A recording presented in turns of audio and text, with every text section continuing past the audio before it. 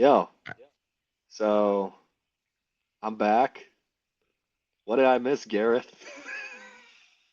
Not much, not much. Grad school applications kind of got the better of me for a little bit there, but we're back, season 3. Season 3. Apparently, when I was doing battle stations uh, back at Newport, OCS, apparently the Carolina Hurricanes won the Stanley Cup. So that was great. Missed all that. Missed all Bro, that. Bro, I missed. Okay. Hello and welcome to Tobacco Road and Abroad. We're back, baby. Season 3, sexier than ever. Um, uh, Today we're going to be doing some preview for the college football season to come, but there's a couple elephants in the room that we need to kind of take note of because while during our couple month hiatus, some yeah, things have happened. Um, Raleigh popped off. I wasn't there. I'm here. I'm in Raleigh most of the time, or was in Raleigh most of the time. That's going to be changing soon. But the one time I'm not in Raleigh, Gareth is in Raleigh for some reason. And then Hurricanes win the Stanley Cup.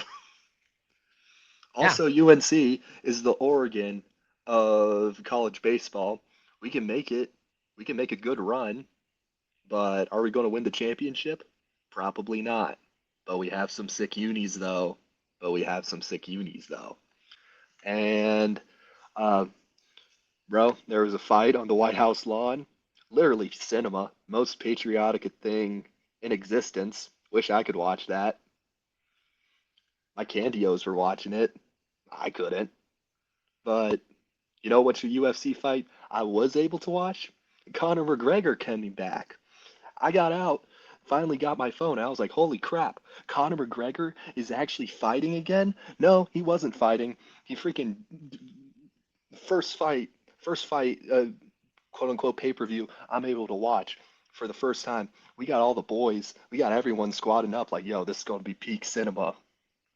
Over in like 40 seconds, Conor McGregor's ACL just freaking collapses as he's like entering the ring. So I've missed a lot, but we're back. We're better than ever. We're going to be having some upgrades soon. I have adult money, so that's cool. And we're going to be upgrading the studio. I will be taking a couple months hiatuses now. Can't go too in depth in it, but just know it's going to happen. Anyway, that's kind of been what I've been up to, Gareth. How you been? Good. It was good to be home during the Stanley Cup. I will say that was the most nervous I've ever been for a sporting event outside of, I'd say, NC State's Final Four run. Um, there was a lot of narratives going around, and the only thing I envy about Aiden's situation at OCS, not having to deal with a lot of the bullshit narratives that were being spewed throughout like the entirety of the Stanley Cup playoffs. Oh, they have an Oh easy no, schedule. they They still. have Oh no, they still got to me. There were a bunch of people from Staten Island, New York, in my class. I have a rant about New York later. I wasn't even in New York, but I have a rant about New Yorkers. I love the New Yorkers that were in my class. I love everyone that was in my class. But damn it, those damn New Yorkers. For being geniuses at hockey, as some of them were geniuses at hockey, and I'll stand by that. No more than I know about hockey than I could wish to like know in my lifetime. Like the absolute like understand the game to a T and all the analytics.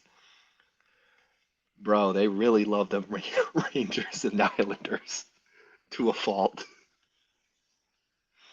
But yeah, no, those narratives still somehow got their way to me. Yeah, well, it was how it was going is the first two rounds. It was they have an easy schedule. They have an easy schedule, and I forgot. Not all pro sports fans are also college sports fans or sports fans of other, sports in general. Because my generic response was, yeah. That's what happens when you're the 1 seed. You get the easiest path. Like, no shit, Sherlock. Like, then of course the conference finals came around. Like, the Hurricanes dog walked the first 2 rounds, which that was fun. There were some exciting moments in there. Like, Aiden got a few like manic texts. Holy shit, we came back. Holy shit, we swept them again. Oh my God, we scored 3 goals in 2 minutes to go from losing to winning. I forget if that happened. That might have been the last part. But like, then the conference finals. Oh my God. You would not believe the Instagram the night they lost to the Canadians like 6-4. Like, or it might have been 6-3, but like Instagram was awful. Like, it was just a wasteland of like, the Canes can't get it done. But then of course the deeper analytics people are like, no. This was just like the Canadians were able to pick their 6 moments, but statistically the Hurricanes like hits, possession, and just like overall momentum, which I don't know how the fuck you do that. They're like, it was all in the Canes' favor. And we didn't really see that. The next game was shaky. Overtime win. I'm texting, maybe like Aiden had his phone at certain points at this point during the Canadian series. Like, he was only supposed to have it on the weekends, but like he was getting it because for like getting like family situated for coming up to Newport for graduation. So Aiden was getting like bits and bobs. Aiden was getting like swings of emotions, like when he could check his phone. Like, Gareth was also writing me letters. I was reading them in the dark of my room with my little light on, and I was like, oh, oh, oh, oh.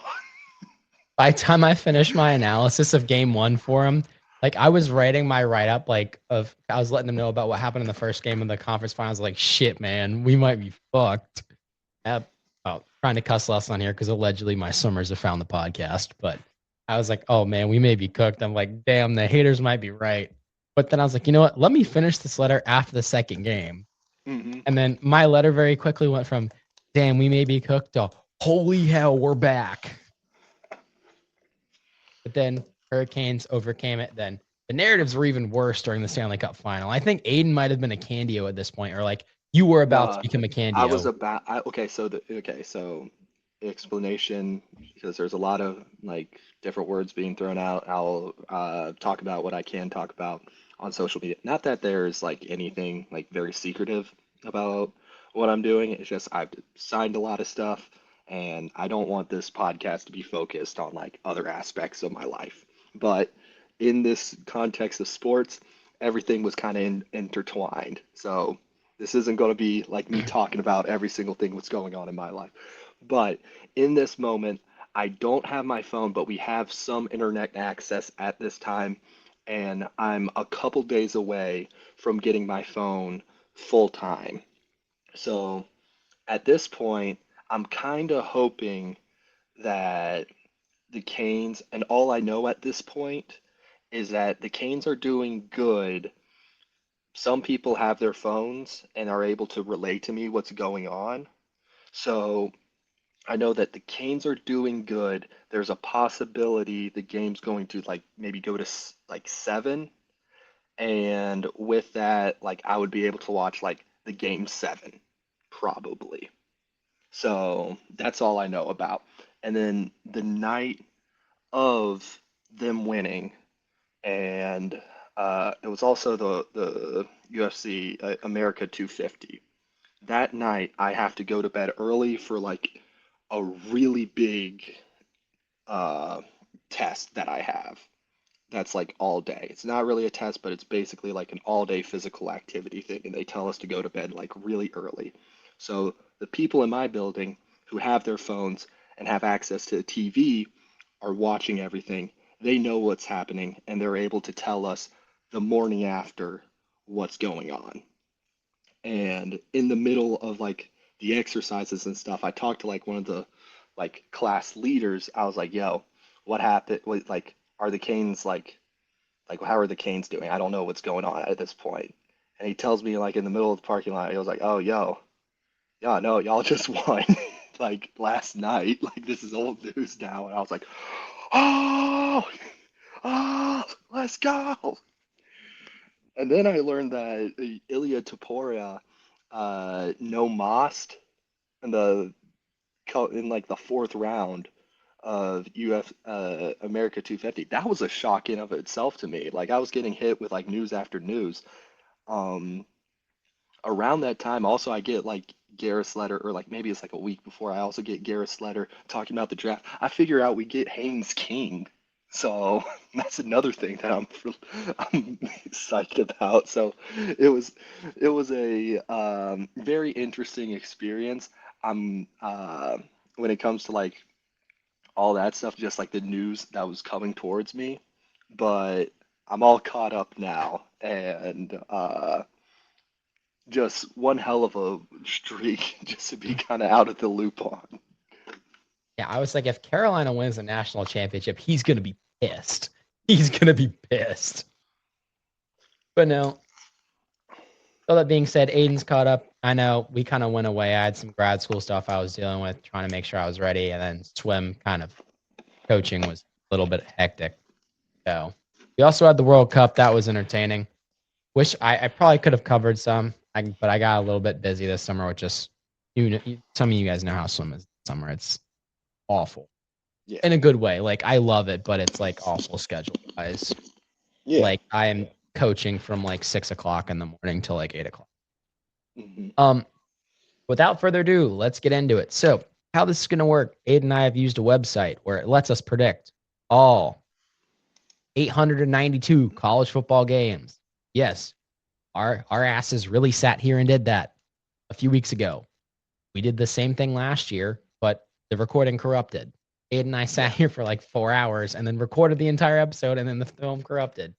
No one's fault. It happened. Like, like Aiden and I aren't pissed, but like it was just Aiden and I put a lot of Aiden was up here visiting during that time. Aiden and I put a lot of work into that, and then it ended up working out. But that's okay. So how this is going to work? This is what we think is going to happen as of right now. Right? Yes. We predicted every game. We're just going to highlight obviously NC State and UNC. We'll probably go game by game there. Then we'll probably do just like overall ACC view, like where we have the ACC and like people and like wins, loss, stuff like that. Then we might highlight some of the bigger teams where we have the big teams. Then we'll do like, teams we think will be good, teams we think will be bad, maybe some teams that'll surprise us in a good way or a bad way. But Hmm. also, as we go on with the season like we did last year, we're going to do our predictions for each week. And our predictions may change from this just based on how the season's going. So when if we change our predictions later on in the season, that's not us not sticking with our guns. It's us going based off of, if I You have can't UCLA. you can't marry the idea if you haven't seen anything yet. Like it's Yeah. very respectable to like change. You're right. Like we think it'd be stupid to like stay consistent. Like let's say just even hypothetically, week 0, week 1, you think it's going to be a win, and then because they're able to get that win, a week 2 game looks a little bit more feasible. It'd be silly if they get blown out week 1 to think, oh, well, because I predicted it, they got week 2 in the bag. So these are obviously very subject to change. Yeah. But with that, I have, for when it comes to UNC and NC State, I'm going about it a little bit different. I'm not going to say I think these are the teams we can put floors and ceilings on. Because with how much we're watching them and how much we're going to be following them throughout the season, I think it's fair for us to give us like more of a window, saying like they're going to, at worst, they're going to be this, at best, they're going to be this. Yeah. When it came to my predictions for NC State, I went like throughout the schedule. My like record I have for them right now is kind of their ceiling, I believe. With UNC, I kind of put them near the ceiling, almost some might say unexpectedly to their ceiling, but I still think it's their ceiling. I think both the state and UNC could lose more games than what I originally say in it. But we can go game by game. Starting with UNC for me, and I would love to also do game by game for NC State because I actually have a lot of opinions on that. For UNC, I have for a ceiling 6-6. I think just going TCU, you can get a win on that. Eastern Tennessee win. You lose to Clemson, you lose to Notre Dame. So that's 2-2. Pitt, that's going to be tough. So I'd say 2-3. Duke, you win that. 3-3. Syracuse, you win that. Uh, 4-3. Miami, you lose that 4-4. UConn, that could be a win. 5-4. Louisville, loss. Um, that would be 5-5. And then Virginia, NC State, those are rivalry games. I think there's one they could like sneak in if we're talking the best hypothetical. So I would say if UNC wins against Virginia, they would probably lose to State. If they lose to Virginia, they might get an eke out on State. I'm leaning a little bit more towards maybe they might beat State, but I don't know. So best case scenario for me would be 6-6. But worst case scenario, I could like absolute worst case scenario, nightmare scenario, I could see them losing a lot of games and maybe at most getting 4 or 3 wins. So it's all kind of up in the air a little bit. Absolute like dream scenario, I think might be like 7-5, but like I'm keeping it around like that range of expectations for UNC. For UNC, since we're just on them first, I think their record is going to be, and obviously this is Doug Gareth. This should go without saying. I think your record is just as much how good the team is as also who you're playing. Like Yeah. UNC's schedule is incredibly brutal, but I'm going to Hmm. add a third facet to it that I don't like. And I realize NC State and UNC are very different teams, but what I really don't like for teams is when they have both of their buys early in the season. Yes. That is one thing I'm not a fan of with UNC's. I'd give them a lot. For them, I agree with Aiden. I think their ceiling's probably around 5 or 6 games.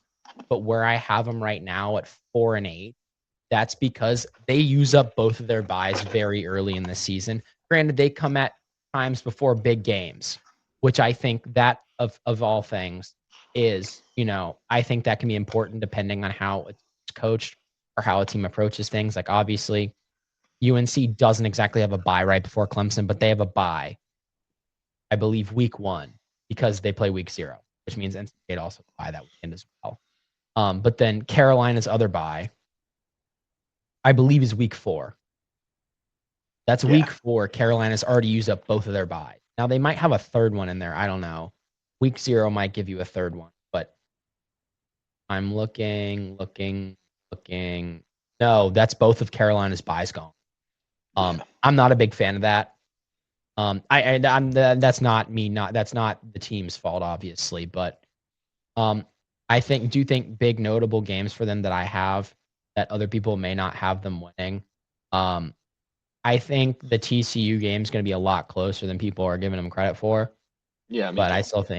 I still think they're going to lose that one, unfortunately, for them.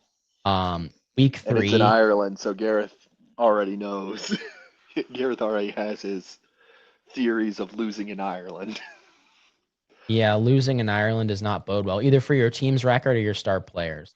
Like I was really trying to find room here to be as unbiased as possible with UNC, and I know with my record of like 4-8, 3-9 doesn't really seem unbiased, but I'm really trying to give them some wins here.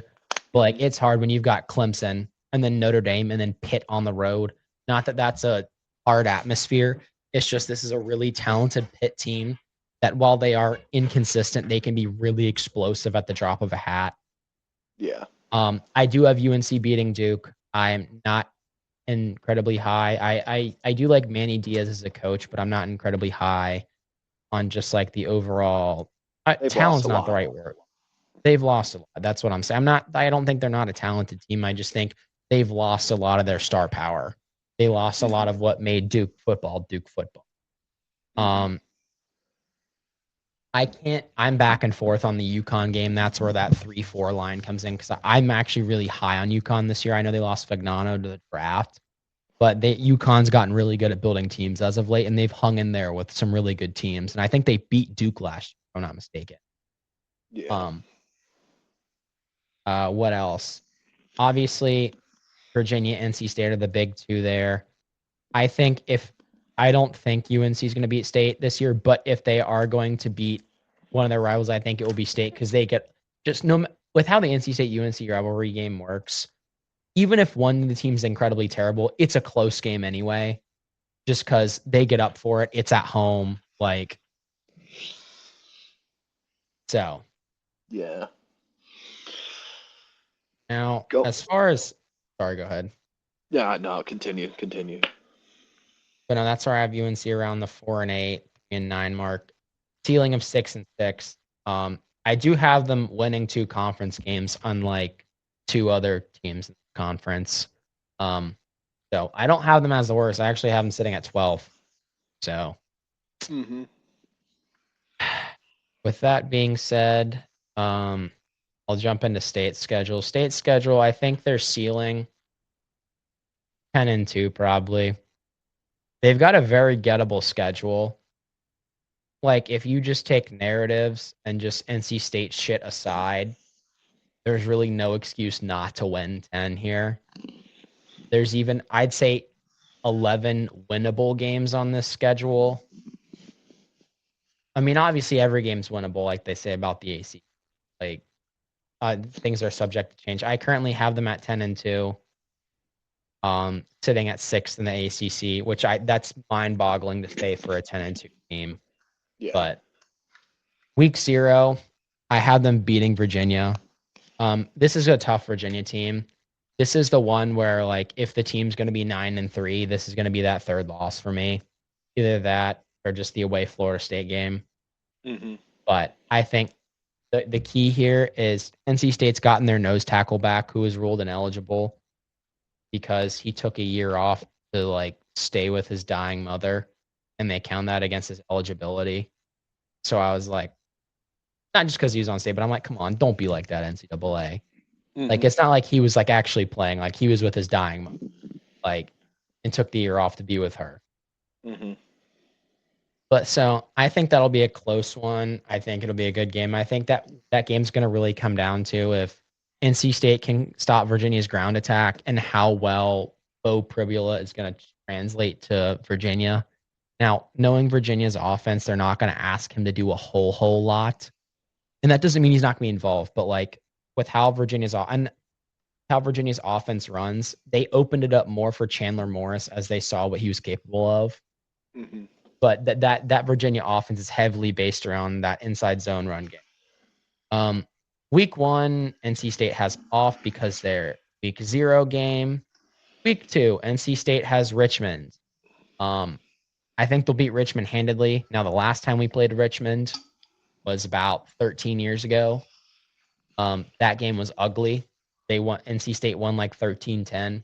NC State was also god awful that year, and it was Dave Doran's first season, which that sucked.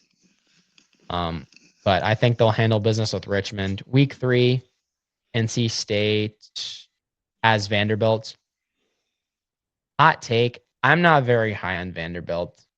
I like their coach, Tim Beck. Not the Tim Beck that was at NC State. Also a football coach, not the same guy. But Vanderbilt, they lost a lot. And I know we were Diego Pavia stans here on this channel and podcast. Biggest switch up on this podcast. Yeah, we're not anymore. And I hesitate to say they lost a lot because I don't really know how much impact Pavia was, but I actually believe it or not, like, there's a possibility he might return next year to college football. God, I hope not. I know. I've got for me doing a quick explanation. The NCAA has a rule now. It's called the 5 and 5. You have 5 years. there's an argument that could be made. Diego Pavia, though he spent 2 years in JUCO, they've ruled before that those years don't count now, apparently.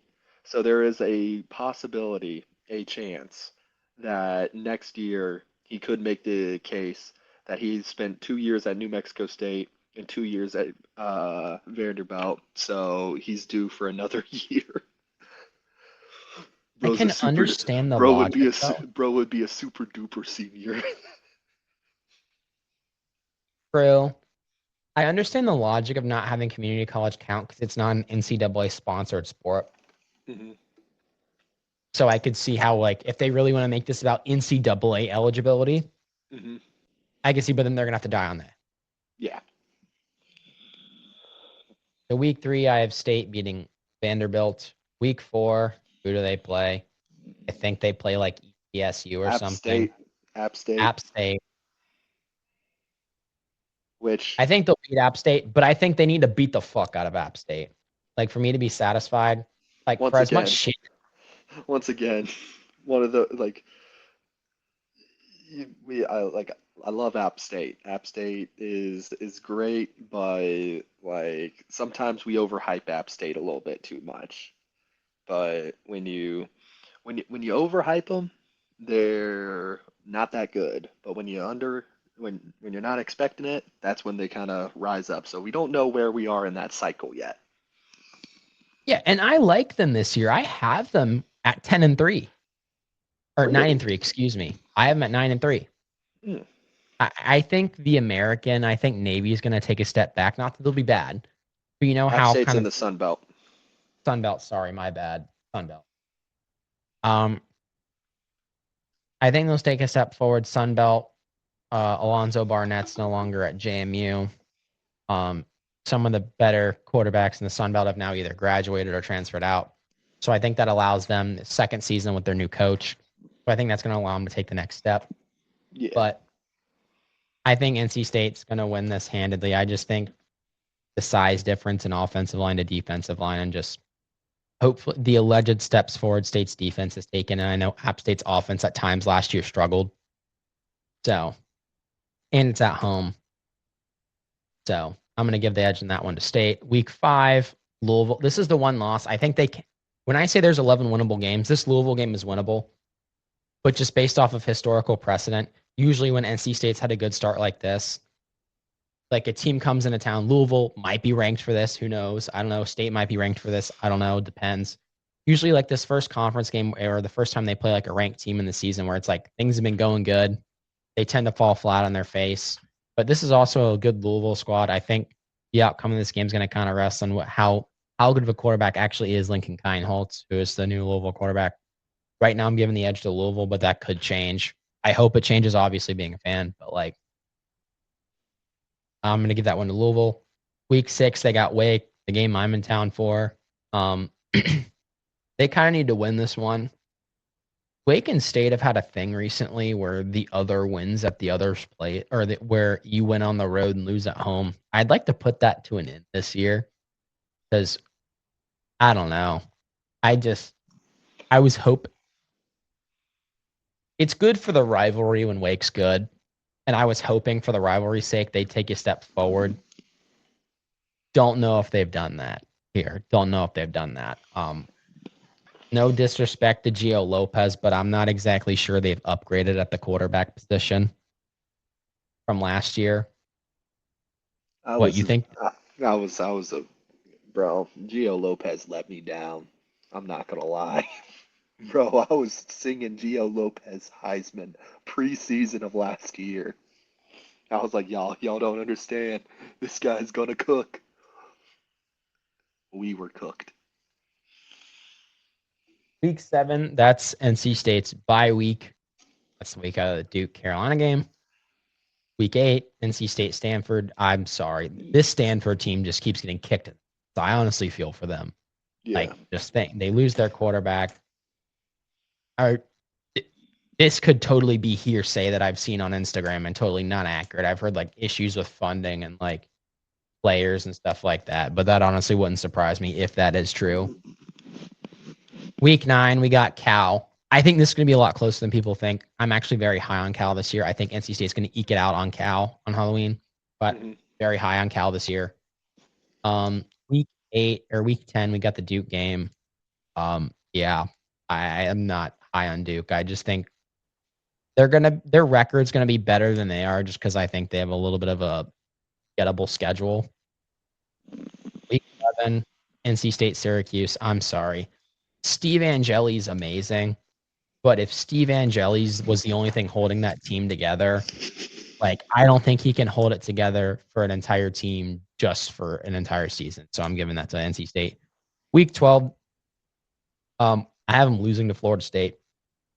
Um, Even on good seasons, they've been known to kind of drop the game, the penultimate game. Ultimately, I'd like to see them win this, but I'm just kind of not sure. I think they can definitely beat FSU, but when it came down to having NC State at 10-2, it was either they lose this or they lose the Cal game, which I think they could lose either. But I think this one's the more likely. And then week 13, I haven't beaten Carolina. After that, that'll have them at 7-2, sitting at 6 in the ACC for me, which I think for being 7-2, that's absolutely bonkers being 6th. Like I think that's ridiculous. There's just too many teams. But what are your thoughts? Ceiling, and in my prediction that I just submitted into the computer that's subject to change, I decided to go with NC State ceiling to kind of like eliminate bias. My ceiling for NC State is 9-3. So I have them in my ceiling losing to Virginia, losing to Vanderbilt, uh, and losing to Louisville.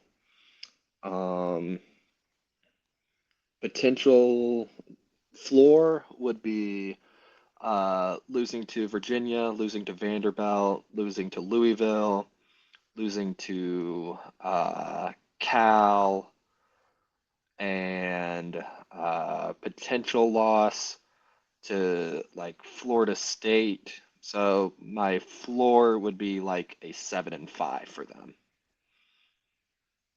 Around where mine was. Mine was 8-4. Yeah. Well, like I don't, but see, here's the thing. I don't know what to think about Syracuse and FSU. They are like almost my switch offs for that. And also like maybe lose to UNC, but like once again, it's a little back and forth for me when it comes to like the floors and ceilings. So like maybe lose to UNC. I don't know. The last three games are all very winnable, but in my nightmare scenario for NC State, you're losing one of those. If Yeah. that makes sense. Steve Yeah. Angeli could really bring Syracuse together. Florida State could be pretty good and get it together while NC State's on the road, and UNC could show out for the rivalry game. I don't think you lose all three. Um, and your ceiling, I have you winning all three, but in my nightmare scenario, I have you losing one. So floor is like 7-5. Fire Doran at 6-6. Yeah. I think your ceiling is that you've put for state is a very typical NC State 9-3 season. They Yes. start out like 4-3, and Yep. then they go on like an absolute tear. Yeah. But no. What else should we do for the ACC? Should we look at some other teams? Like obviously we don't have to go game by game, but like Just looking at the broad ACC that I have Clemson and Miami at uh, 1 and 2. Louisville is at 3, and Georgia Tech is at 4. Um, I'm pretty high on Georgia Tech. Like once again, like with this website, it's kind of hard to tell. Like there's a lot of teams that are like 8-0, 8-1, 7-1 in conference play, but like with like the weird scheduling and how there's some games that are conference matchups but aren't conference games. This computer does not, this website does not take that into consideration. So it kind of ruins a little bit of the rankings, in my opinion. But to kind of accommodate for that, I'm going to say, with the weird state of the ACC, potential ACC matchups depending on how the cards fall. A potential, like a bunch of good potential ones would be like Clemson, Miami, Miami versus Louisville. Uh, if you're in like the top five that I have, I think you have a good shot at the ACC championship, which is Clemson, Miami, Louisville, Georgia Tech, SMU. That's like my, you're in the tier of championship contenders. From tier two is going to be like good seasons. Like you're not going to make it to the ACC championship, in my opinion, but I think you can make pretty solid bowl games and make a real noise in the conference. That is NC State, Virginia Tech, Virginia, and California. Um, this next tier is just kind of like barely making bowl or barely missing a bowl. That's going to be Pitt, UNC, Duke, Florida State, and then God help you, I have Syracuse, Wake Forest, Boston College, and Stanford. Wake Forest, I know you have Gio Lopez. I've seen him. I've been a Gio Lopez believer. I'm not really a Gio Lopez believer now. And for the North Carolina teams, as I said, I'm going best case scenario for State, 9-3. Best case scenario for UNC, 6-6. I got Duke at like 4-8 because of that, and Wake Forest at also 4-8. For me, it's But similar, and I UNC can also be put in that 4-8 category potentially. This is just in the event of the UNC best case scenario. UNC is the 6-16. with and I forgot to mention this with when I said NC State was at 6, they would be in a tie for second or third at that point. Because my ACC, I don't know how everyone else plays 9 conference games and then Clemson plays 8. But so obviously right now, my possible matchups, well, based on what I picked, the ACC championship right now for me would be SMU and Clemson. Possible matchups for the ACC championship for me would be like obviously would include anyone from Clemson, SMU, Louisville, Miami, maybe a Virginia if they sneak in there, but Virginia would have to be NC State. Similar to Aiden, I have the tiers. Like obviously possible like trip to Charlotte, be Clemson, Miami, SMU, Louisville. My next tier I'm gonna go a little bit different. Like good season, but if some screwy things happen, you could also be in Charlotte. I mean that'd be like Virginia, Georgia Tech, Pitt, NC State. I have like your bowl eligibles, like your 6-6, your 7-5s. I got Cal, or 6-6, or I should say bowl adjacent, like 6-6, 7-5, 5-7.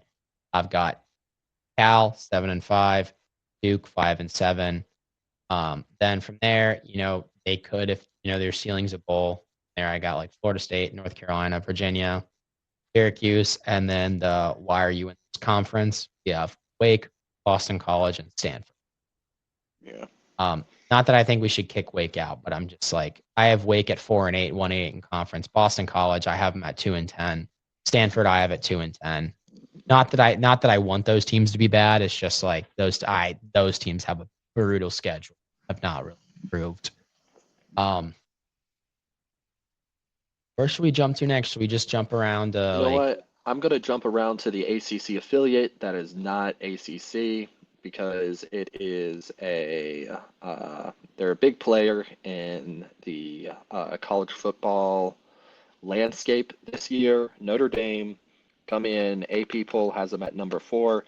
I have them best case scenario going undefeated and also going to the national championship game. Whether they win or not, that's way too far in advance for me to predict, but that's their best case scenario for me. Here's a little controversy with Notre Dame's schedule that a lot of people are saying, and as a seasoned Notre Dame fan, They're my number two team right now for reasons. But growing up as a Notre Dame fan and still following them heavily, here's the cycle. A Notre Dame season can go one of two ways. Okay, at the beginning of the season, everybody says, "Wow, they're finally playing a real schedule. They're actually going to like get rocked. They're going to have a really tough time." And guess what? When they play throughout the season, it turns out that schedule is not as hard as people thought it was. And then people kind of like say, oh, they're a little bit overrated. And then at the end of the season, they kind of exceed expectations at the beginning of the season because most of the games that you thought were like hard games were not that hard games. But here's the thing, there's also option two. At the beginning of the season, oh my gosh, this is going to be a cakewalk. Notre Dame doesn't play anyone. And then turns out, let's say, looking at this schedule, oh, Wisconsin comes out of nowhere. Oh wait, they played Wisconsin week 0. They probably like beat them. In my best case scenario, they do. But then turns out Wisconsin was actually really good this year. What? No way. And then they have Miami this year. They play Miami, beat Miami. Um, then like, oh, turns out SMU's pretty hard. Oh, wait, they're playing SMU? We didn't realize SMU was actually a tough team. And then, oh, they're playing BYU. Everyone thinks this schedule is a complete and total cakewalk. Am I going to say it's the hardest schedule in the world? No, it's definitely not the hardest schedule in the world. But saying it's an absolute cakewalk, if you have that mentality, you're going to be severely disappointed. Let's go to last year. A lot of people were saying this is a really hard schedule, but Notre Dame is going to uh, get it done because like they're going to only lose one of the two, Miami or in Texas A&M. Guess what? Notre Dame had a really good season, but they lost Miami and Texas A&M. Technically, they underperformed to a lot of people's expectations. They were saying this was a harder schedule, but people realized, oh, Miami is a playoff team, not just really good. They're a playoff team, and Texas A&M isn't just really good. They're a playoff team. So like these weird expectations that people have at the beginning of the season when it comes to Notre Dame schedules, I always kind of throw them to the side just because with the way they're non like being independent goes, it's always going to be wow, that schedule was a cakewalk. We thought it was going to be really hard at the beginning of the season. They never bring that up, but that's what happens. They just say at the end of the season, oh, it was a cakewalk to begin with. At the beginning of the season, you were saying it was a really hard schedule. And then, or it goes, wow, this looks like a really easy schedule. It's an absolute cakewalk. And then guess what? A couple teams rise up out of nowhere, and then people midway through are going out looking at like two more games left on the season. They're like, oh, wow, those are actually like really tough games now. That's kind of how this goes. I've seen this play out multiple times before. It always ends up in disappointment in some form or another. That's how it goes. So, best case scenario for Notre Dame, you go undefeated, you go to the national championship, probably play like a Georgia or something like that. Um, Worst case scenario, Miami could be really tough. It's at home, so I give them the edge on that, but it could be really tough. Playing SMU, that's also a really tough game. The game I am most scared about is going to Provo playing BYU. This is a very good BYU team, and I actually have them at number 3 in the playoffs right now. Their only loss could potentially beat Notre Dame. I think this like Notre Dame versus BYU could be like the makings of a pretty good rivalry going on. Over the 2010s, they played each other a lot, and it was always one of those games that's not a rivalry. But in my early years of being like a Notre Dame fan, when I was like starting to like pay attention to them, they were playing BYU a lot, and those games were pretty good. I like it. I like the Notre Dame versus BYU matchup a lot. Very possible that BYU takes that one away from them. Um, and going in like week 1 against Wisconsin is in Green Bay. It's the Shamrock Series, so Notre Dame has never lost a Shamrock Series game but those are always very interesting. And Wyoming, I mean, Wisconsin, I think could surprise a lot of people this year, just because they were pretty bad last year. They have good pieces, and they had good pieces last year. They were able to pull one out against Washington. They weren't completely horrible, but I would keep your eyes on that one. Yeah, I'd agree with you. I have Notre Dame going undefeated as their ceiling. I don't think their schedule is as easy as people say it is, but they do have gettable games. And like the games are at good times. Like Yes. week 1 you have Wisconsin, and it's like, okay, they have BYU bye week, and then they open up with Navy. Not saying Navy's a cakewalk. I know Aiden, like I've been over at the Moore's house, I think, for the Notre Dame Navy game before. There are Yes. games where, just because I'm over there and I've nothing against Notre Dame, I'm rooting for Notre Dame with Aiden. And we're Yeah. sitting there freaking sweating on 4th and goal and like the late in the 4th quarter and overtime where I'm like, Aiden, you said you were gonna pound these fuckers. Why are we sitting here sweating? You told me this option thing was easy to stop. You never But no, know. and you never know. They don't also play Army this season. I have you guys beating Miami. I think Darian Mensah is an incredibly talented quarterback. Yes. However, and you could say this is like me hating on him because as far as obviously with being an NC State fan, I have my default teams I dislike being the other of the big four. But for some reason, Miami's just always annoyed me. Just like with how their games with State goes, even if we win, it's just even if we beat Miami in those years, it always just leaves a bad taste in my mouth. Just with how the game goes or like stuff that happens. So I'm trying to keep my biases aside here. I think Darian Mensah is really talented, but I'm just not sure about. And this is true for every team now in the portal era, but I think Miami has lost a lot, and I know I've said it about other teams, but I think they just haven't reloaded with the caliber that they have. I still think they'll be a good team. I still have them at like 9-3, ceiling of 10-2, so they could, depending on where they finish, still be sniffing a college football playoff. But I don't think they're beating Notre Dame. CJ Carr has stepped up his game. He looked phenomenal as a freshman last year. This isn't in Miami Stadium. This is at Notre Dame. The crowd's going to be rocking. This Notre Dame team has gone out and improved in my mind. So I have them beating Miami. Week 11, Boston College. I'm just mentioning that because it's 2 Catholic schools, nothing else to note. It is the Holy War, technically. That is the Holy War. Yeah, that is what the rivalry is called. Holy War. Unfortunate name because what's happening on the field will not be. Next week, Notre Dame, SMU. I have this as a close one. I think this is going to be a really entertaining game. I really like SMU. How I feel about Darian Mensah is how a lot of people feel about Kevin Jennings. He's talented, but he just doesn't have it. I think he's going to be fine. I think he's going to be a lot better. I think he took a little bit of a step back last year. So did SMU, but I think SMU's back. So I'm going to have SMU.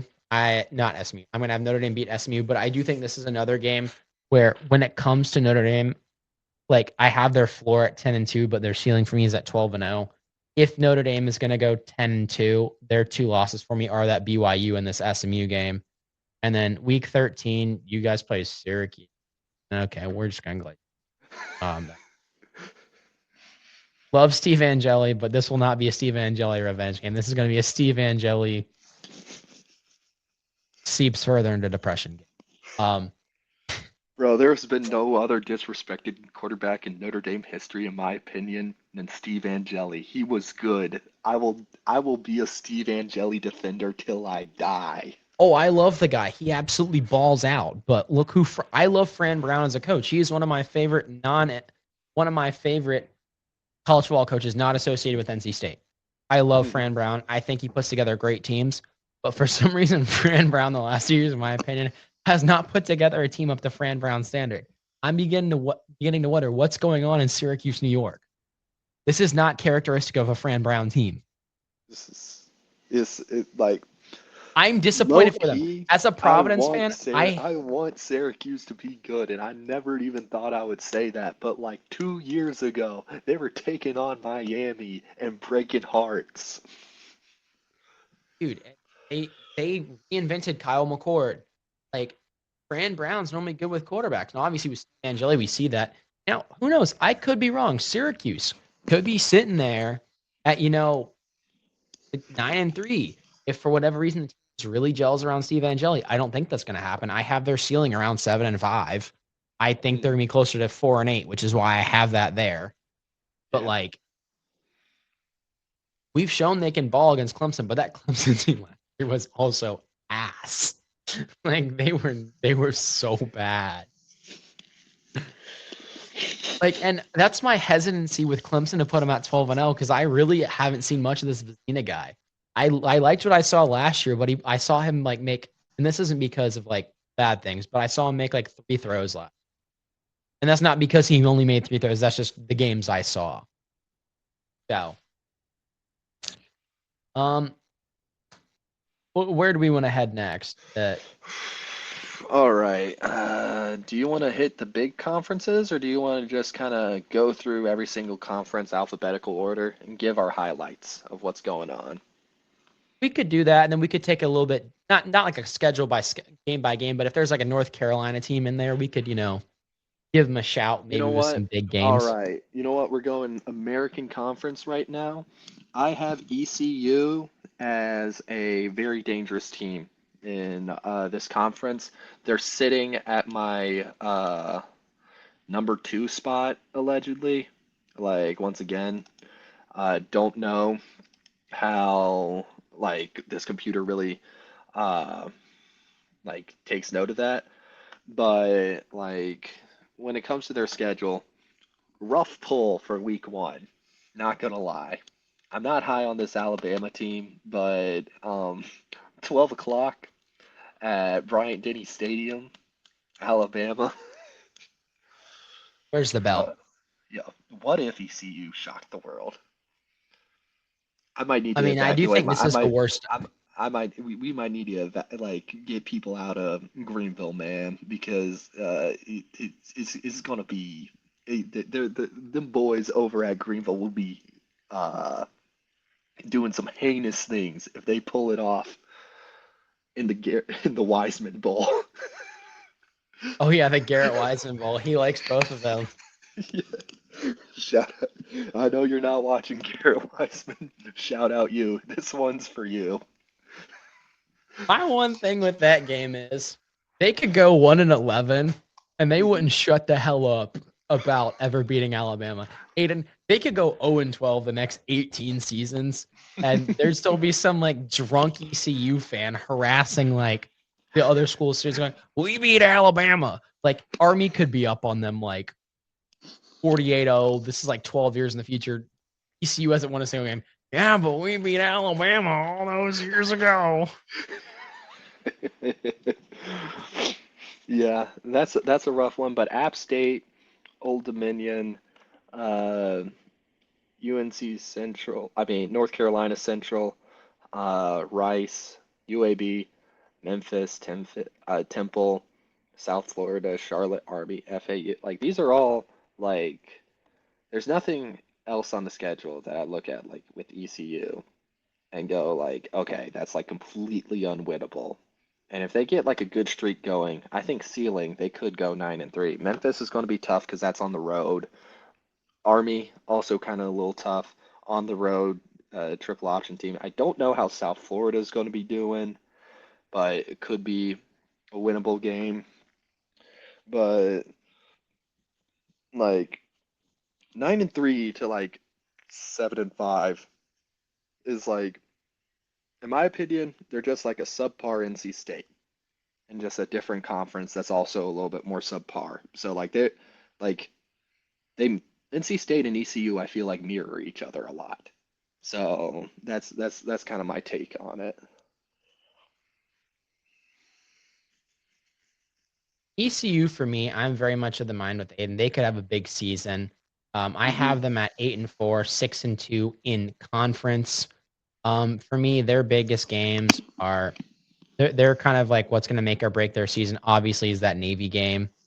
Also, I have them losing to App State, would I think that's one of their few losses, but I'm a little bit higher on App State this year. I just think App State in all their good years tends to have a bad game against an state team. Yeah. So, well, NC State, that default's you.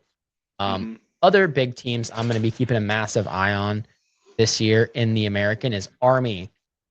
Much like how Aiden and I talk about college basketball teams, they're all seniors this year. So guess what? For the service academies, it's Army's turn. Cole Helms. Didn't you say it was Navy's turn this year, like off camera? No, it's Army's. Navy's turn was last year with Blake Horvath. Okay. Okay. I would say Air Force because historically they are the better of the three teams, but for some reason Air Force is Air Force just hasn't been getting their stuff together lately. Yeah, I googled like who their starting quarterback's gonna be, and they haven't declared one yet. I don't think so. Oh, I forgot to mention last year with Air Force, I need to keep it on the American, but like Air Force did lose their starting quarterback like a game in last year, so we can't really.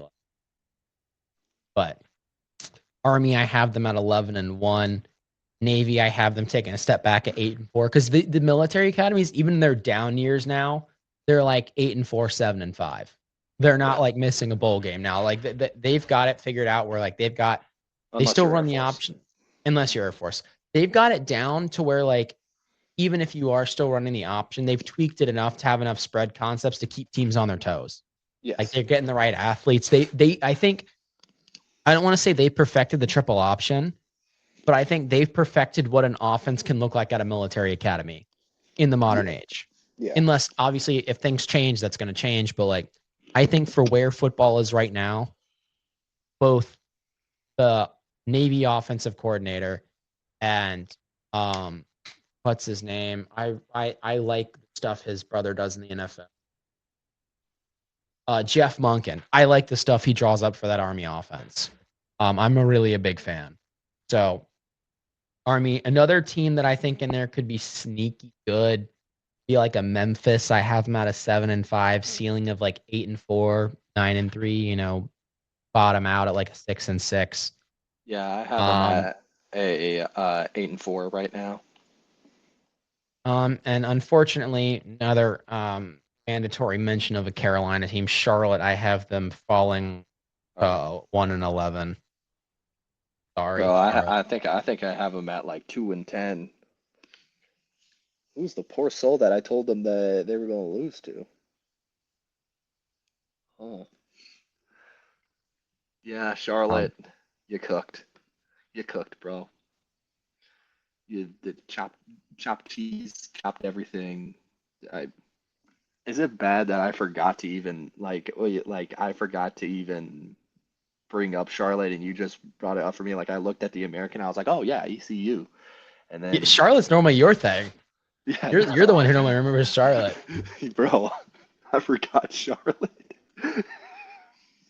Damn. Sorry to the 49er faithful. I usually try to be your strongest soldier out in these fields, but even your strongest shoulder, man, even I've been forgetting about them lately. Ooh. They'll be good someday. Hopefully. Yeah. Other standouts. Look out for Tulane. I got them at like a lot of teams. I just have them around like the 9-3, 8-4 range. For Army, I have them at like 10-2 right now, 6-2 in conference, and for some reason this computer says that makes them number 6 in the conference. But UTSA, that's another team you got to look out for. I think they could have a lot of pieces. Like UTSA and South Florida are my wild card teams. I think they could pull like big runs. I have them both sitting at 8-4, but I wouldn't be surprised if they pulled a little something out their hat. Um, I don't know how I feel about North Texas. When I made this, I was thinking, okay, they still like have a good core, but like they have lost a lot of pieces. So if they're able to recreate the success of last year with the core that they have now, I have them winning the whole thing. But like my most uneasy pick is like North Texas taking the conference. Yeah, I have them maintaining bowl eligibility, but I see them taking a major step back. A lot of their key pieces did end up going to Oklahoma State with their coach and quarterback. Yeah. Um, More on any that other picks literally in in the the eight? next debrief of like Yeah. the Big 12. All right. So the Big 12. Um, yeah, Oklahoma State could upset Oregon in my opinion.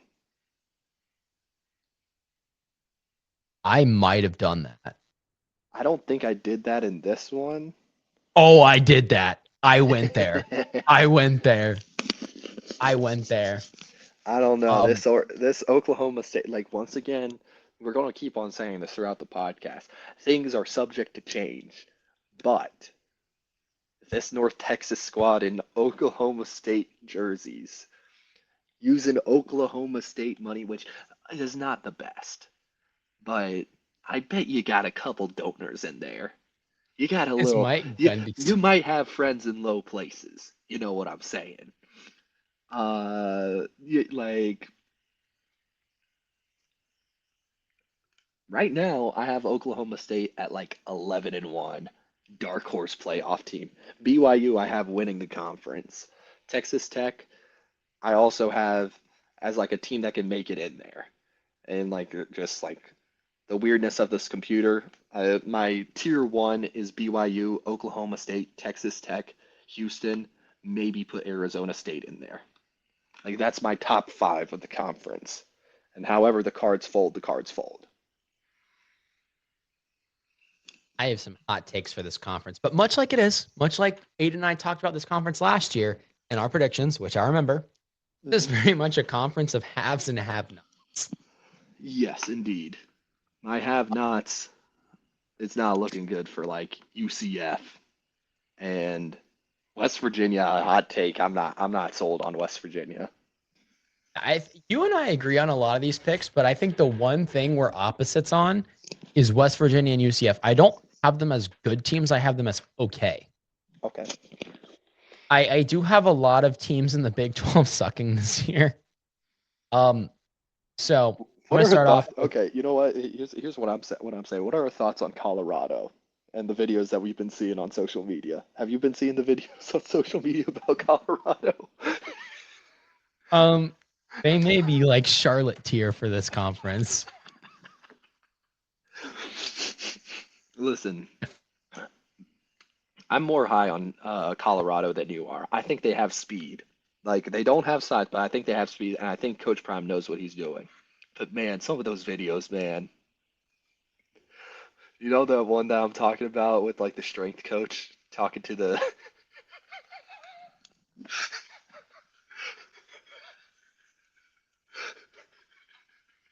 Why is there a Canadian on staff?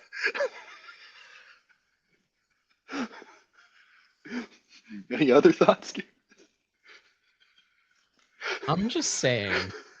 I can't say what I think on camera about whether I The, think my the strength coaches I've encountered are better or not. hmm Um, I liked her I did hear quote. stories about. I liked her quote. Everybody knows who you are, and I'm from Canada. You know football's not like that. So y'all's logo is known worldwide. Chills, bro. Bro, chills. I got chills right now. When she popped off, was saying it's about the culture. Y'all, yeah, I got family in Canada that knows you. Man, Gareth, are you seeing this? Are you seeing this right now? That's chills, baby. That's chills up and down. I didn't think the speech was that bad. I thought it was fine until Canada got brought in. I was like, yeah, this is a pretty normal strength and Yeah, conditioning coach yeah, yeah. speech. Like, not too different than the ones I received at Providence from the strength and conditioning coaches Oh there. yeah. Yeah, no, that's not the like everybody else harping on like oh not like for me also it was the Canada thing. Like, it didn't motivate me, but I also I was like, man, this is like the least motivating thing I've seen. But also, it's like Colorado. Like, I'm sorry, like they haven't been known to be the toughest team recently.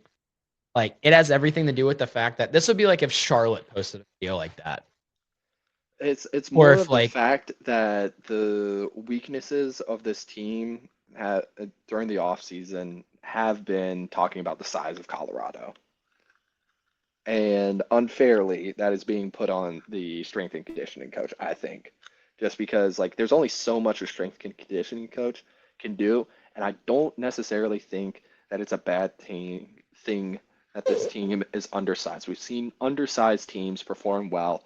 I think what Dion is going for is more of a fast team. With his style of play, he's never been a smash mouth guy. He's been more of, hey, let's get speed going on. Let's get the playmakers. I want athletes on this team that are fast. They were never really about, oh, let's like, I'm not going to say like they were never about, oh, let's punch a guy in the mouth, but they're like, hey, let's outrun these guys.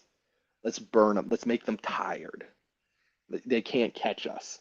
That's the mentality. So I feel like there's a little bit of unfairness being put down on it. But the social media storm has just been making me laugh. Because like there's also like players on Auburn, like the wide receiver who was at like Coastal, then went to Troy, and is now in at Auburn. He's undersized, but an amazing route runner and speed for days. The the, that's the the, guy that's the shorter than me. yeah, but you see, here's the thing. Like it used to be a wide receiver build was you had to be big and tall, like my height, and like a little bit bulkier. But like now, wide receivers are being like more like elusive route runners is the meta now. That's what people are kind of going for now. So I think there's a little bit of unfairness being told on. Like if you're a really good route runner and can get separation, that matters more than just being tall. It's not basketball, if that makes sense. Yeah, no, I'm not hating on the guy for being short, Hmm. and Hmm. I do think my thing was just them emphasizing certain characteristics. That's clearly not what the team's about. Yeah.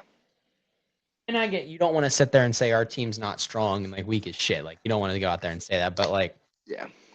I would have excused it until Canada was brought in, and I'm like, bro, I'm gonna have to shit on this principle. I gotta roast you. Because I think that well, not only that, like it I'll be the first one to admit this doesn't matter. There is a football culture there. They do Yes. love football. It's not an NHL, but I think and I get, By the the way, hockey isn't even their national sport. It's lacrosse, by the way. Took me a little while yeah. to learn that. I thought it was hockey Yeah. for the longest time. Yeah. But But like it's uh, not like football is an unknown concept in Canada. Like, what? there are Football? people that are diehard fans there Hmm. of football. They put players in the NFL now. Yeah. The CFL is growing. Like the Shout out CFL is Chase now Claypool. Man, I miss yeah. when Chase Claypool was good. Notre Dame Is he legend. even he I even still in don't the know. league? He was doing TikTok dances. His TikToks ruined his career, low key.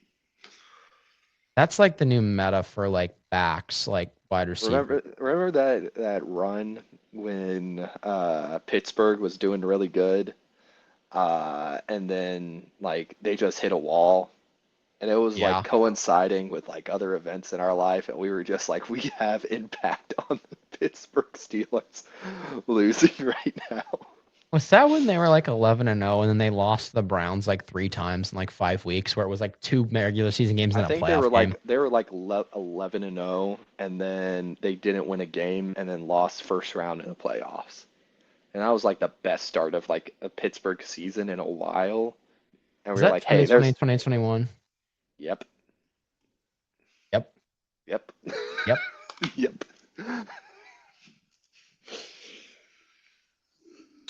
But no, joking aside, my Big 12, I think there's a lot of hot takes in it right now. That just to get us back on, Some steaks, back weights, on. and hot takes, man. Yeah. Give me your hot That's, takes.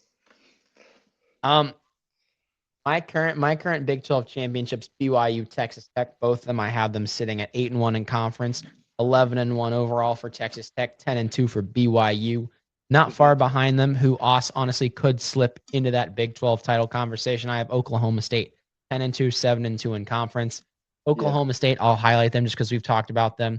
I have them beating Oregon in whatever week that is, week 2. Seems to be a close game.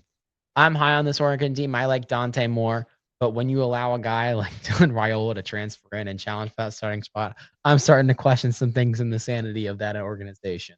What is it? Week 3 is not really the kind of a wash. No, they don't play in week 4. Week 5, play in week 5. Double bye. Oh no, they don't. I have them losing to West Virginia. Week 4, week 5 they have a bye.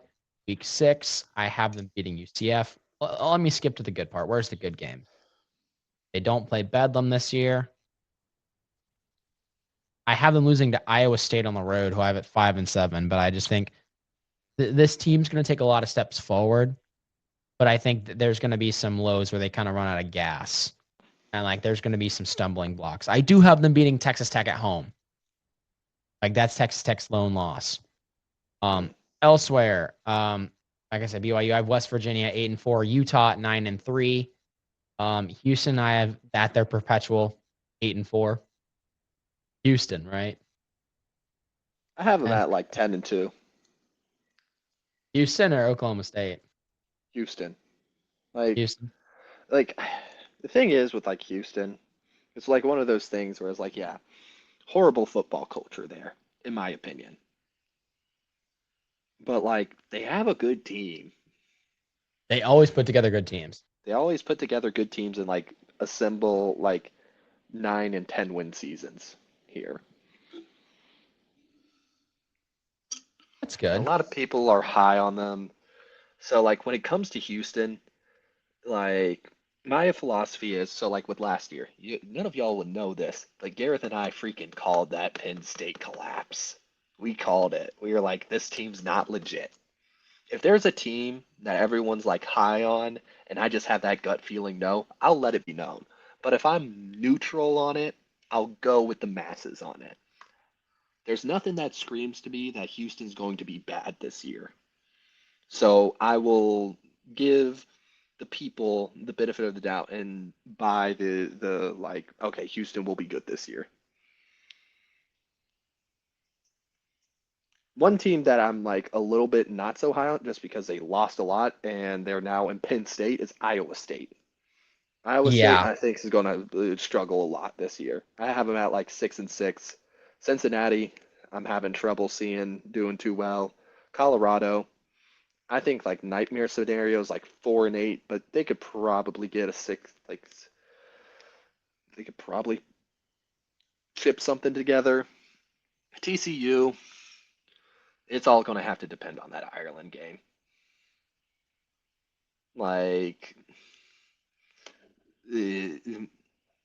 It just depends. I'm not too high on TCU, but I also had them losing to UNC, so a lot can change with that. So, we'll see. I also have Iowa State struggling. I have them at 5-7. I have Arizona at 6-6. Just some other ones. Cincinnati, I have them struggling as well, 6-6. Baylor, sorry, Sarah's Cousins, 5-7, ceiling is 6-6. Matt Aranda. I think it's just we're getting to the end of the time. Is his usefulness there? We're just kind of getting to the end of it. I think you guys need to. I think it's time for the great divorce, they say. Yeah. Shall we proceed to the next conference? Yeah, Big Ten. long story short, I think Ohio State and Oregon are going to do pretty good. I think like in mine, I did have Oregon beating Oklahoma State. So Oregon's one loss comes to Ohio State. Ohio State loses to Texas. Both of them are sitting pretty at 1-2. Indiana is one of those teams that like I think they're still pretty solid. I like Signetti as a coach. I trust the process with that. Lost a lot, lost your Heisman guy, but I still think Indiana's going to be good. A little bit of a hangover from the national championship, but they're going to be in contention. They will make the playoff, in my opinion. Penn State, I think, is back. Very winnable schedule this year. And you have a pretty solid squad, a lot of cohesion with that. Lost a little bit of like maybe your, I don't know, motivation on campus. Might have been a little bit of a incident that has occurred that might affect the morale of some of the team. But for the most part, a lot of the team was at Iowa State, so maybe they weren't exposed to some of that. So we don't know. I have like Penn State at like 10-2. Uh, USC and Michigan, I think, are both really solid teams. I have them at like 9-3. Could be subject to change. Um, UCLA, I think, will suffice at an 8-4. A great improvement from last year. They will make a bowl. A team that I think is on the decline that kind of had a little bit of a hot streak for a little while, but I'm not high on Illinois. I'm a little bit worried about them. Uh, I think Wisconsin might pull some surprises, but like they might. I think Wisconsin can make a bowl. Wisconsin and Minnesota, I both have at like around this like 5-6 range going into rivalry week. I think that's going to be the game that determines whether Wisconsin or Minnesota are going to make a bowl. And like as the have-nots of this conference, Rutgers, every once in a while, Rutgers might have like a good start to a season, and then people they fall off in conference play. I just don't have them winning a single conference game. Northwestern, you have a little bit of morale. You have a new stadium. That might be cool. I think that's going to be the only highlight of the season for them, though. And Maryland, I have them at like one win in the conference, sitting at like 2-10 overall. Northwestern like 3-9. Like not a lot of surprises here. Going back up to the middle, Nebraska and Iowa, they will stay consistent and continue to be 8-4 teams. And then like Washington, I have like at 8-4 as well. Dude, did you copy mine? Like, goddamn. We have very similar ideas of what's gonna happen. My obviously top dog in the Big Ten right now for me still is Ohio State. I have them at 10-2. I have them losing to Texas. And then who else do I have them losing to? I know I have them losing to Texas. Oh, please don't tell me I accidentally clicked a loss against Kent State. As funny as that would be.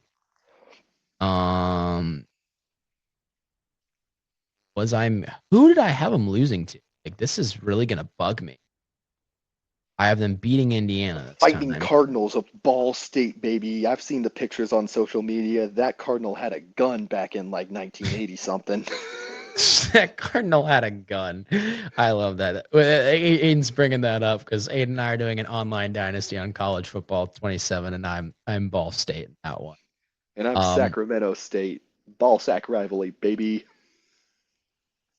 Okay. I have Ohio State losing a second game somewhere. I currently can't find it. We'll come back to Ohio State in a second, but the other team I'd like to cover is Indiana. I think Indiana is going to maintain. I know they lost a lot, but they're bringing in another quarterback. I'm very high on Josh Hoover, who was a TCU quarterback last year. Very high on him. He's a good quarterback. He's very adept as a passer. I think he's a little bit more talented arm strength wise than Mendoza was. Nothing to take away from Mendoza. I think he's immensely talented. But I think when it comes to just natural talent, like I'm not talking about decision making or anything. Like Mendoza's decision making is next year.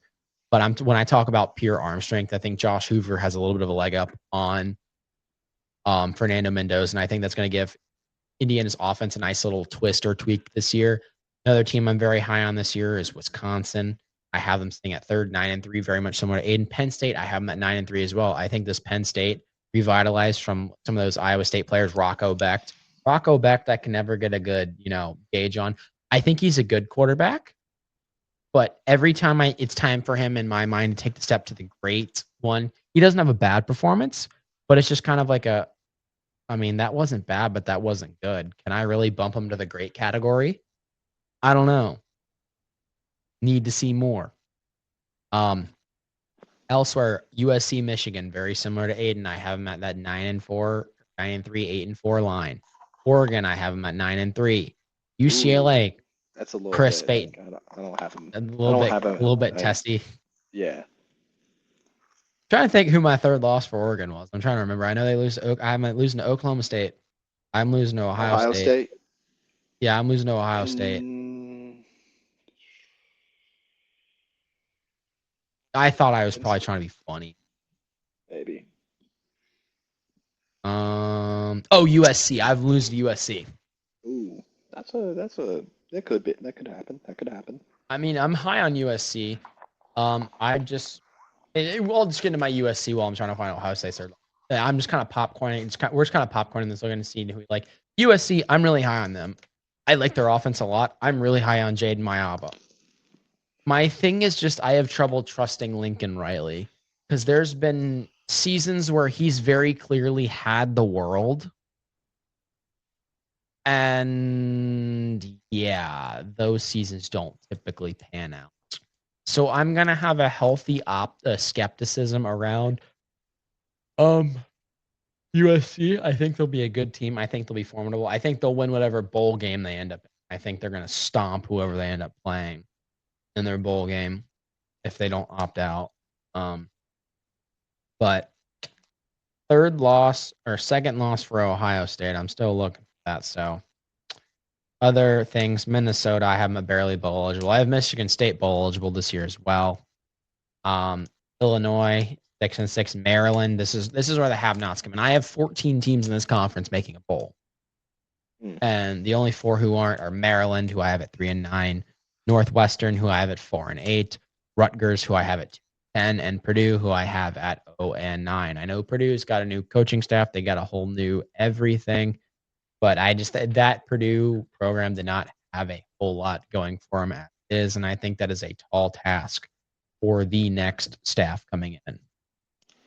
I still have not found my second Ohio State loss. This is really going to bug me. Did you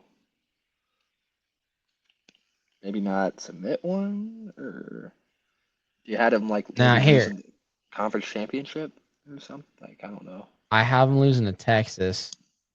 Here, you and go ahead and do yours or finish up your thoughts on the Big Ten or give your thoughts. I'll find Overall, it. It's not that important. My thoughts are similar to yours.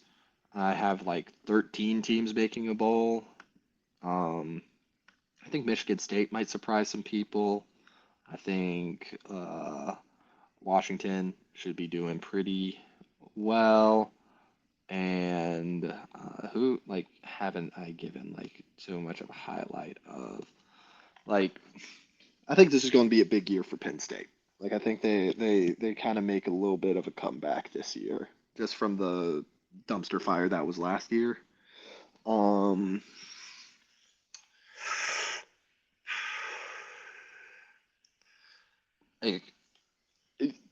This year for the Big Ten for me is just like business as usual. There's nothing that really stands out to me. Like business as usual for last year, if that makes sense. Like everyone kind of had the idea that Indiana was going to do good. But didn't know that they were going to do that well. I think this is going to be a continuation of last year. Indiana just has a little bit of a hangover, but they still make the playoffs, in my opinion. I have Oregon also making the playoffs and Ohio State making the playoffs. I agree, and I found my second Ohio State loss. It is USC on the road. Hmm. Now, Yeah. similar to you from the playoffs, I have a bunch of Big Ten teams in as well. I have Ohio State. This is what the software has. The software just has Ohio State and Indiana. Personally, I think actually no, with my records, we'd only get 2 Big Ten teams likely. But I do think, if USC ends up as more of like a 10-2, 11-1, but I think there's going to be some games in there that USC drops. I think like they'll take the next step in terms of these. They've got 2 very winnable not winnable games, but like it's advantageous that they have both Ohio State and Oregon at home. I think that's I going to don't like them. USC's home environment as much as you do.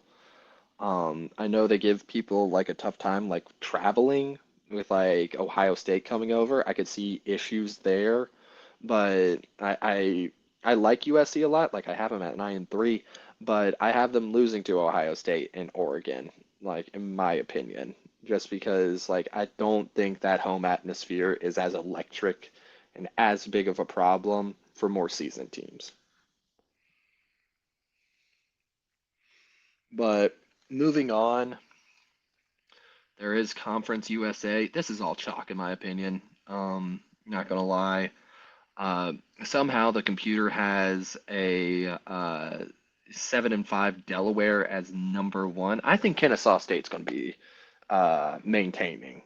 They're gonna be pretty. Had a good season last year.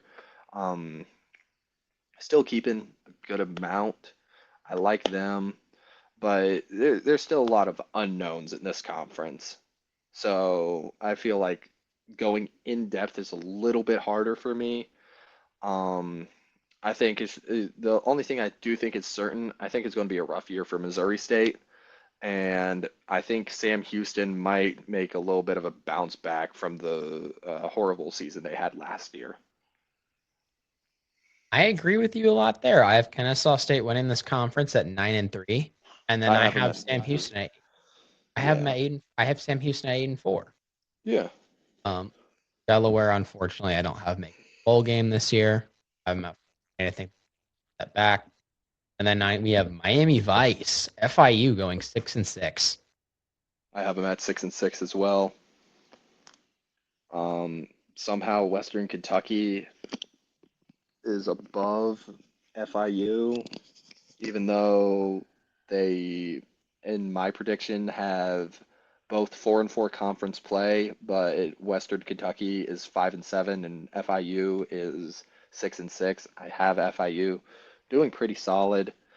Um, just a lot of unknown in this conference. It's a little bit harder to predict. Uh, Going on, I guess Independent, Notre Dame, 12-0, UConn could surprise some people. Pretty easy schedule for the most part. I think they could hypothetically win 10 games, and that's even with me including them losing to UNC. That's how doable the schedule is for them. I agree. I have them at kind of a 10-2, 11-1. They could be the non-conference playoff team, but I think that's really. Whoops! I just knocked something off my desk. But I think that's going to really come down to what Boise State does. Not to get ahead of ourselves with that in a minute, but I think UConn has a very gettable schedule. Their only loss, I think they might lose to Carolina. Yeah. They could possibly. I doubt that. I just think option teams. Option teams, I always, give them a little bit of a tip of the hat because, like, some screwy things can happen there. And then, honestly, of all things, I have Syracuse beating UConn Yeah. early in the season just because that's a rivalry. Yeah.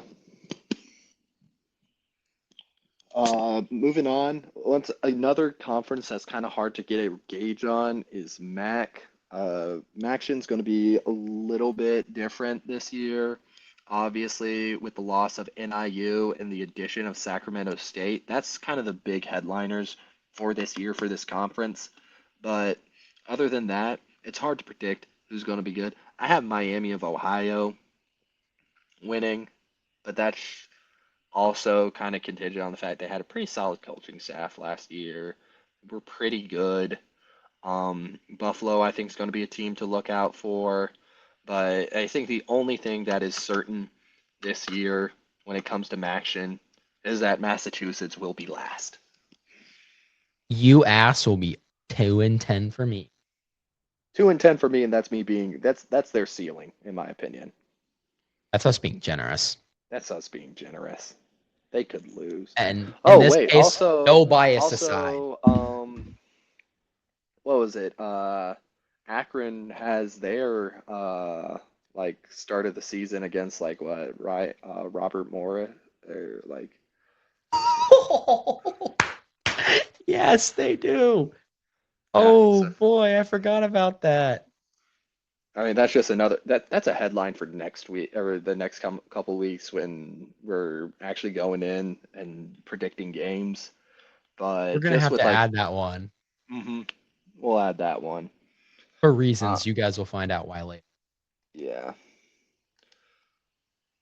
But let's see. Moving on, Mountain West. That's actually a smaller conference that I want to talk about in depth.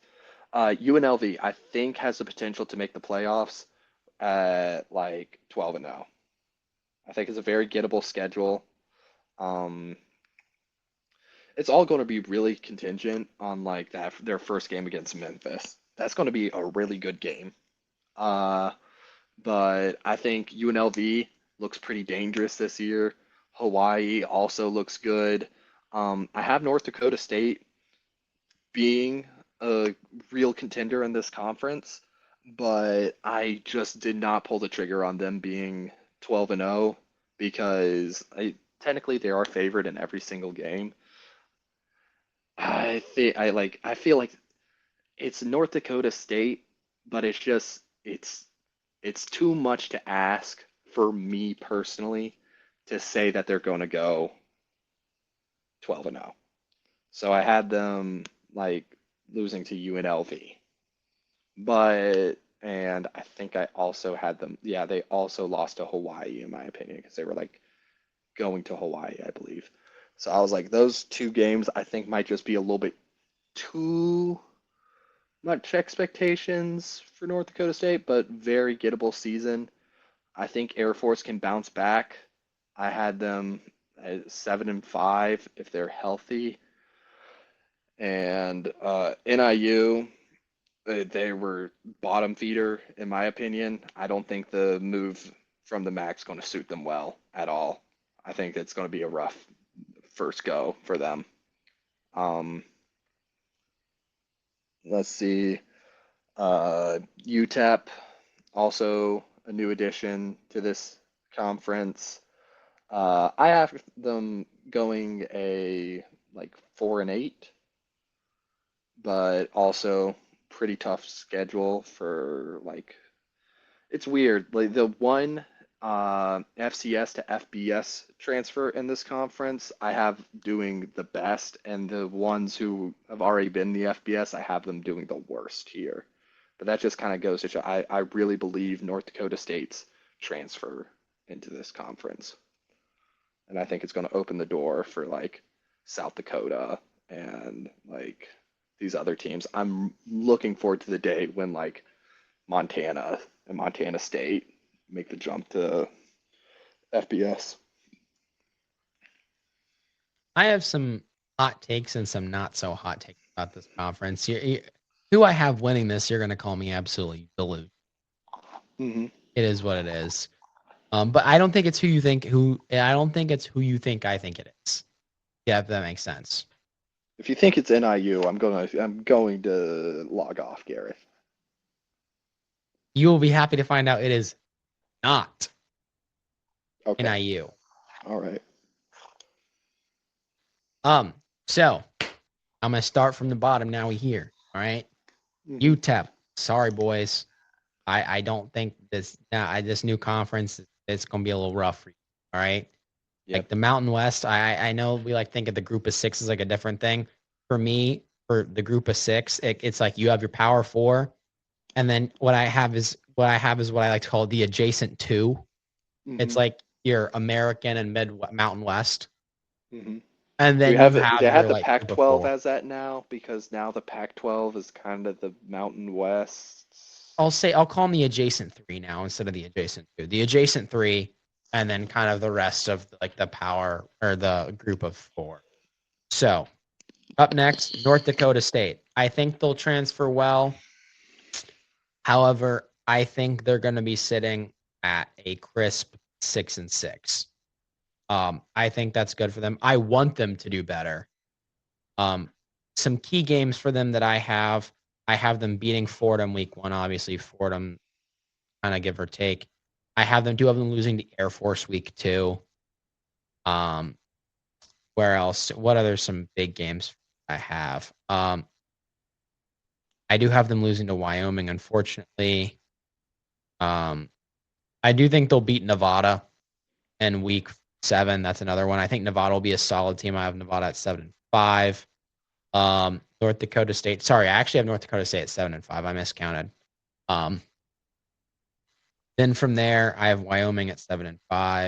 Hawaii, I have at 6-6. Big fan of Hawaii. Hmm. I like their kicker a lot. I like their kicker. Yeah. Nevada 7-5. Air Force 6-6. The North Dakota 7-5. I have Northern Illinois 7-5. The 5-3 conference. And for my Mountain West championship game, I have 10-2 UNLV. Hold on to your ass. 11-1 San Jose State.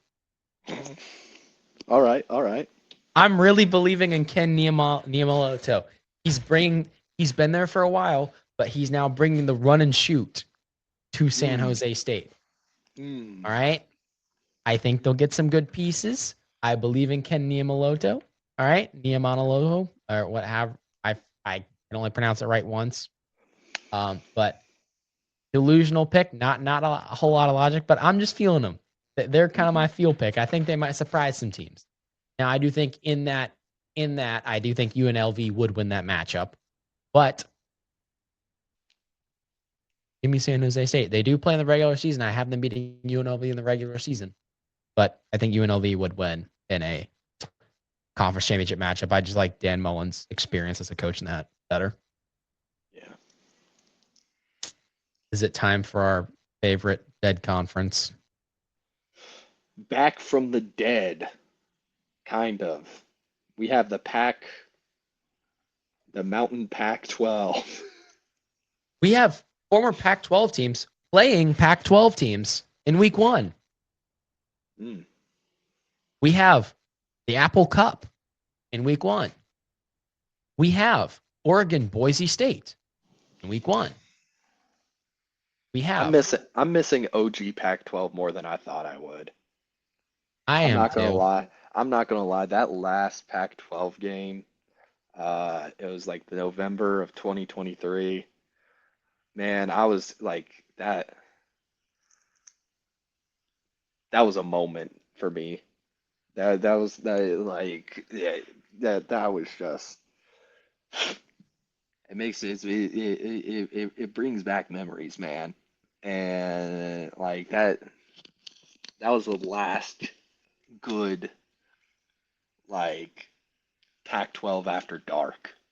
That run, man, like and we're gonna be bringing back Pac-12 after dark. I'm kind of looking forward to that, but man, like if I had one wish for college football, we could keep conference expanding to like ridiculous lengths, like heights and stuff like that, with like a absurd amount of teams and stuff, and we can even keep the like not making sense geographically. But I want that Pac-12 back somehow, some way. But with the new Pac-12, I have Boise State winning the conference. I have Fresno State looking pretty solid. Oregon State, I think like Oregon State and Washington State, I don't know what to think of because technically they're the old bloods of the conference, but I feel like they're pretty interchangeable. Washington State might be a little bit better. I think Oregon State might make a little bit of a bounce back this year, but I don't know. I can't really tell with these guys. San Diego State, I feel like a solid good Texas State is going to be a team that a lot of people sleep on. I think they can at least make a bowl. And Colorado State and Utah State, I think, is going to be a rough transition for them. Yeah, for my Pac-12. I have Boise State winning the inaugural return of the Pac-12 at 11-1. Second place, give me Washington State. As much as I'd like to see them beat Washington this year and kind of give them a little bit of a business for leaving the Pac-12, don't think it's gonna happen. But I have Washington State at second at 6-6, but 5-2 overall. Oregon State tied for second. I have them at 8-4, 5-2. After that, I got Utah State, San Diego State. I got on my a crisp 7-5. That record seems to suit them. Mm-hmm. And then I like you said, Colorado State 3-9, Fresno State 3-9, Texas State 4-8. I'm no fan of any Mountain West team, but I'm a big Fresno State stan when they're good. I try to be a big Fresno State stan. I just don't see it this year. I do have the majority of this conference making a bowl game, 5 out of 8 teams, but I do think that bottom 3 really could struggle. Yeah. Like, that scene in Family Guy when they're all putting their hands in, and then the pirate guy who's got like a peg arms and peg legs. Yeah, That's no, how I feel like you, Texas State is in this conference. Yeah. Like, I could see the argument for the other guys, but like Texas State, it's like, brother, you were struggling in the Sun Belt. No shade Sun Belt, but this is basically the top of the Mountain West. I think they may get absolute shit smacked. Yeah. Going over to the SEC, main headlines that I have for this season. Book of excuses. Georgia, I have going undefeated. I like them a lot. I think Georgia's going to be like back in swinging this year. Texas A&M, I like them a lot. And then Ole Miss, I have at like 9-3. But once again, like just with the way this is organized, it says they're my 3. But I have LSU at like 10-2, Texas at 10-2. Alabama is going to be 9-3, miss the playoff. DeBoer might be out. Vanderbilt, I think there will be a respectable 8-4 along with Oklahoma. We need to stop ranking Missouri. They are 7-5. I am not sold on this team whatsoever. Auburn, I also have at like a 7-5. South Carolina is going to be like a cool 6-6. Hot take. Tennessee, 5-7. Florida, 4-8. I think it's going to be rough for them. And then Arkansas, Mississippi State, and Kentucky. Yeah, good luck, buddy. All of you guys are 2-10. You and I are on the same page for a lot of stuff. There's a few places where we differ. I agree Georgia's going to be a great team. I have them at 11-1 though, instead of 12-0, but I think that's kind of a chalk thing. 11-0 versus 12-1. I think they'll be dominant. The only team I have them losing to, I believe, is Oklahoma. I'm very high on Oklahoma here. I have them at 11-1. I am a big, oh God, why am I blanking on the name now? God, the quarterback for Oklahoma. Yeah, John Mateer. Loved him at Washington State. Love him even more at Oklahoma. If my boy can stay healthy this year, they're going to be one to contend with. Another big heavy hitter in the SEC, I have Texas A&M. I have them at 10-2 this year. I think they're going to take a step forward. I know they were 10-2 last year. I think they'll be a playoff team. Elsewhere in the SEC, I have Texas winning at 12-0. Might be a little controversial. Alabama, I have it like the 10-2, 9-3 mark. LSU, I have it 9-3. Florida, I have it 8-4. Missouri, I have 7-5. South Carolina, 6-6. Tennessee, 7-5. Auburn, 7-5. Ole Miss, 4-8. Kentucky. I am not sold on Tennessee. I know they have a true freshman quarterback who's supposedly impressive, but we've heard that before. Where else? Other big, just kind of like takes. I do think DeBoer may be out this year if they go more of the 9-3 way. Elsewhere, I'm a little higher on Florida than you are. I'm a big believer in Aaron Philo, the Georgia Tech transfer. He wasn't exactly Haynes King's backup, but he was the quarterback they brought in passing situations. And I do like what I see from him. He's very quick on decision making. They're quick decisions, but they're also good decisions with the ball. I do have some questions about his arm strength, but overall, I do like his decision making and his processing speed. When it comes to other quarterbacks, Gunnar Stockton, I'm really high up there on him. Texas A&M, like I said, I'm very high on them as well. I think there will be at most 4 SEC playoff teams. I think at the very least it's going to be Texas, Oklahoma, Georgia, maybe Texas A&M in there, but I think Alabama, LSU, Florida is kind of like that next group out. I think where there's not really an argument there for them. Yeah, as far as SEC goes, South Carolina, I have in kind of a Virginia Tech type of category. On paper, your team should be a lot better. Lots of talent, lots of really good players, not only physically gifted players, but also players who make really great decisions. They just never seem to get over the. Same thing with. I thought Virginia Tech and Kyron Jones were going to be the shit.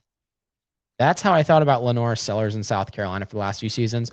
But they're kind of mirror is not the right words, but like they're kind of one and the same.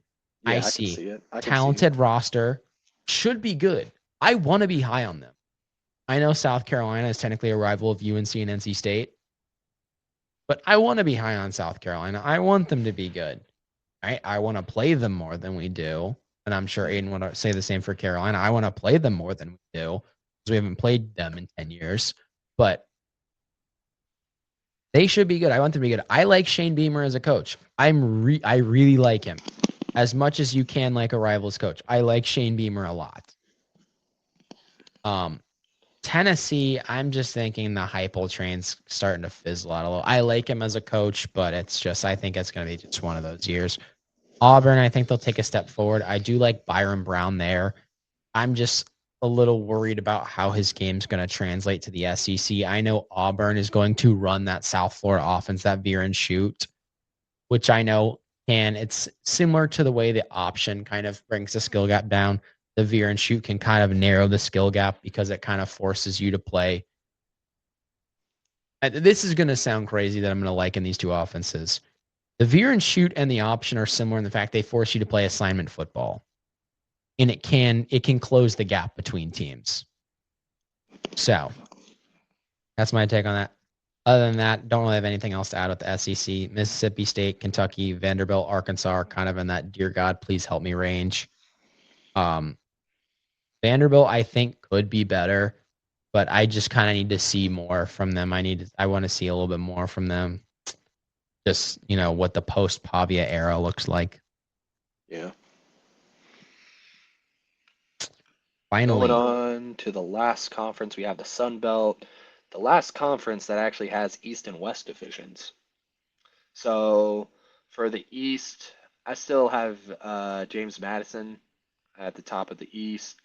And for the West, I have South Alabama and Troy. I think still could make some noise in that one. App State and Coastal Carolina. I have App State at like an 8-4 right now. I think they could bounce back pretty big this year. Still going to be tough, but I think with their Sun Belt schedule, if they make it out with 6 wins in the Sun Belt, I would be very happy about that. Marshall is also going to be pretty solid, in my opinion. With Coastal Carolina, I have them at like a 7-5, sitting around 4-4 in conference. It's been a team that's just been pretty hot and cold. Don't necessarily know how high I should be on them, but I think a safe 7-5 is very doable with Coastal Carolina. Not so high on like Georgia State, Georgia Southern, and like UL Monroe, Arkansas State. Louisiana Tech, they're making the jump to the Sun Belt this year. I have them at like 5-7. You said Louisiana Tech. Yes. Yeah, I agree. I'm very similar in the Sun Belt. I have Louisiana Tech. I'm at 3-9, along with South Alabama at 2-10. I do have over 3/4 of this conference bowl eligible. Mm-hmm. I do think that's an interesting. My top two teams, top team in the East, similar to Aiden's, James Madison. I have them at a nice 8-4. West, I actually have Louisiana Lafayette at 8-4, tied with Arkansas State. That's going to come down to their tiebreaker. Notable North Carolina, Carolinas adjacent stuff. I actually have Coastal Carolina at 9-3. Big reasoning. Ryan Beard. Ryan Beard, coach. He was the coach at Missouri State. Missouri State last year. What last year was their first year up, right? Yeah. If I'm not mistaken. And they had a pretty good year. They made a bowl game and everything. They had a good year under Ryan Beard. But nonetheless, he is not there anymore. I know 7-5 is like not great for a team. You usually don't move on from there. But to move up from FCS and finish fourth in your conference, going 5-3 in conference and 7-5 overall, and for a team that people were doubting they were going to do well because they're like, oh, why'd they make the jump? It wasn't like they were this dominant FCS team. They jumped up and they meant business. 7-5. I like that a lot. Mm-hmm. That team did well. So I'm high on Ryan Beard. I think with a team that has a little bit more resources and a little bit more football culture, like Coastal Carolina, he can do great wonders there. So I have him at 9-3. App State, I also have it at 9-3, 8-4 line toss-up games. After that, I have Marshall at 7-5. They're sitting at 6th in their side of the conference because I do have them at 3-5 in conference. But I do think Marshall is going to have a good out-of-conference schedule. Other teams to look out for in the Sun Belt, I have Arkansas State at 8-4, Troy at 7-5, and UL Monroe at 7-5. Fortunately, our boys at Southern Miss, I have at 5-7. Would like to see him make a bowl game, but can't always get what you want. But we are very fond of them Southern boys or Southern Miss boys over here on this podcast. That wraps up the Sun Belt. Early Heisman predictions, Aiden.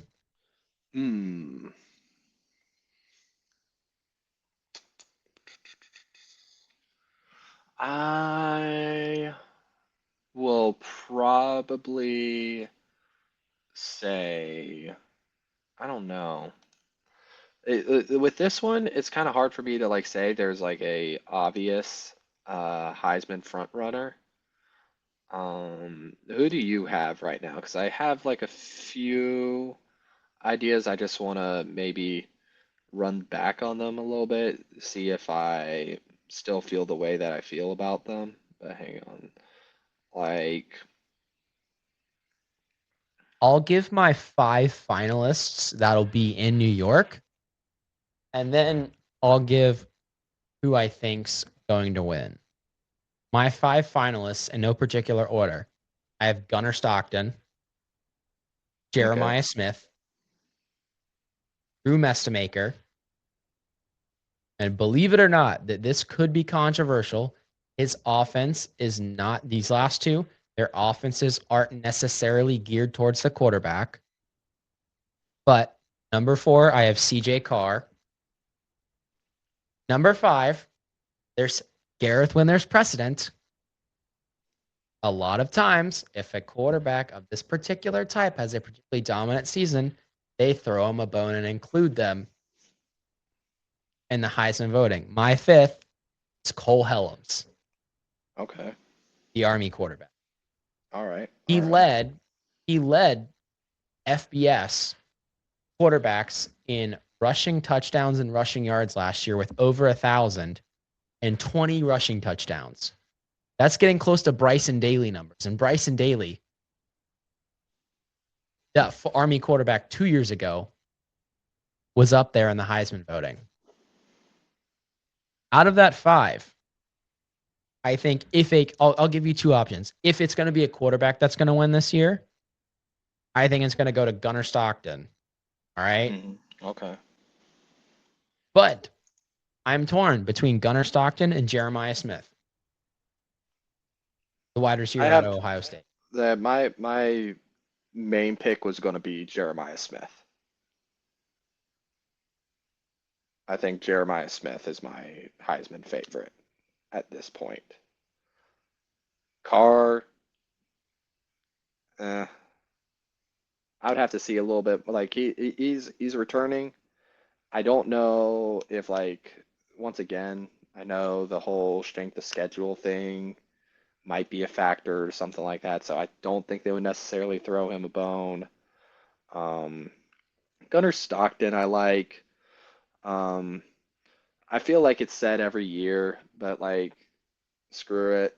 I think they'll probably throw something out to Arch Manning. I think it's lining up for him this year with Texas. I have Texas going pretty far. I think he'll mature a lot, so give me Arch Manning.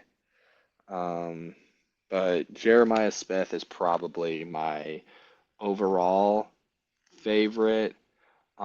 Maybe I would also throw, hang on one second. I would probably throw Darian Mensah in there. I think if Miami has a good season, I think they throw Darian Mensah in there. Right. And Anything else? I'm trying to cover all my bases when it comes to conferences. So for Big Ten, it would be Smith. Notre Dame's independent, so they just kind of throw it out there. Mensah covers the ACC. Arch Manning for Texas, and then also Gunnar Stockton. Maybe more West Coast.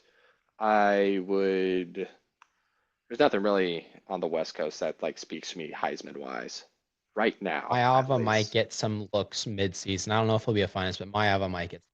Maybe, yeah. John Mateer could be another one that I could stand there. Mm-hmm. If he has a good season.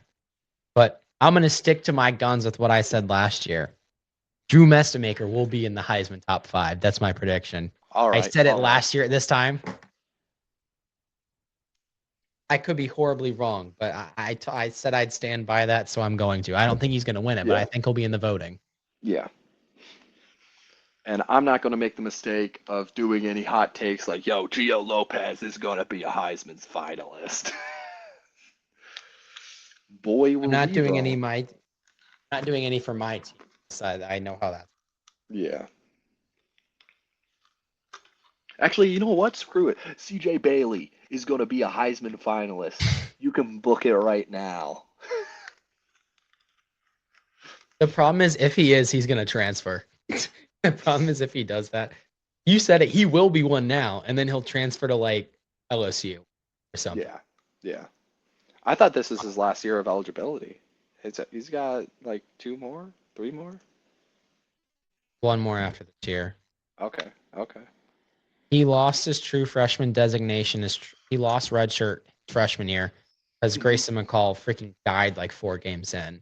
Yeah. And CJ Bailey ended up playing 8 games that year. Yeah. Well, with the 5-5, he might have 2. Last year was his sophomore season. This is his junior season. But they're thinking he's going to declare either if this season goes really well, if he has a junior season similar to a Rivers did, yeah, he might declare this season.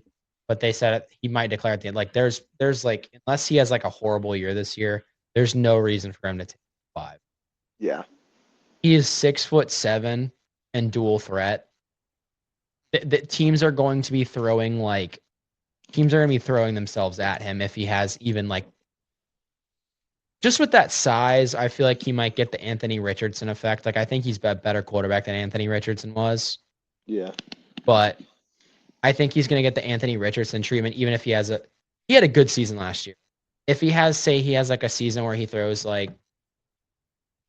usually the last state quarterback we had that I think was around as good as him was Devin Leary, and he went 35 touchdowns, 5 interceptions. I don't think Bailey's going to have that little interceptions.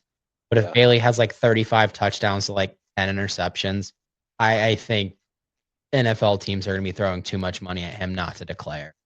Mm-hmm. Not that I think I'm not saying whether he'll be ready or not. I just think with his size and his skill set, teams may just be throwing too much money at him at like stay another year in college. Like they might be Yeah. like hey, come develop in the NFL. You may not start for first, but hey, come sit behind a guy. Like we'll take you third or fourth round, but like your skill set's too good for us to pass up on right. Yeah. Come develop behind like what's a bridge quarter? What's a guy in the NFL like the Buccaneers? Baker Mayfield's career's not done, but like it's starting to wind down. Like he hasn't started declining yet, but like Baker Mayfield's not going to be in the NFL for 5 more years. Yeah. Say someone like the Bucks drafted, and they're like sit behind Baker, learn from. Yeah, I could see him in a Bucks uniform. Or like, what's another quarterback where it's like they're good, but like Stafford already has his replacement, or like a Josh Allen.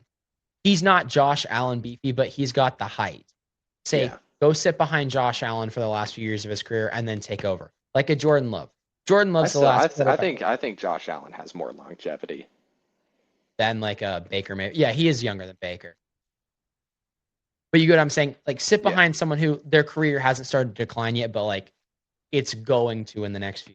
Like I'm not saying he's going to be NFL ready to be drafted, but I think teams maybe like, hey, you're a really raw prospect. We like what you have. You're a little bit more of a refined version of an Anthony Richardson. Come learn under us and like sharpen your skills. I think that's what's going to happen. I could see that. But As all of this is chalk and will not matter in like T-minus 2 weeks. Yeah. Even less than that. So we will stand by our picks if they are right, and we will gloat about it, saying I told you so.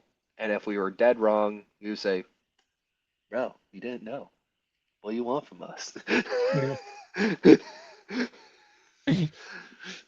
Which is why I love this part of the season.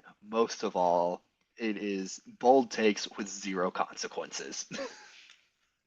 It's like throwing up a prayer on the offsides call. No matter what happens, it gets picked off. Hey, we keep the ball. It was offsides. Hey, it wasn't my fault.